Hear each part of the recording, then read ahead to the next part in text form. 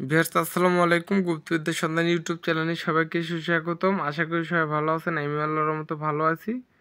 তো সূরা রাআত, কোনো শিশু অতিরিক্ত কান্নাকাটি করলে এই সূরা ১৯ বার পাঠ করত। শিশুর গায়ে ফুঁক দিলে কান্না থেমে যাবে। কোনো দেশের শাসনকর্তা নির্মম অত্যাচারী এবং প্রজাপীড়ক হলে এ সূরা কাগজে লিখে বৃষ্টির পানি দ্বারা ধৌত করত। সে পানি তার বাড়িতে ছিটিয়ে দিলে সে পদচ্যুত হবে।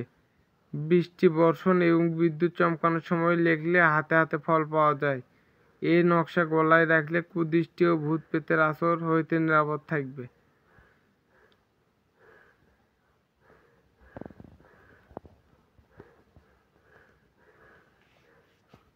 তো এই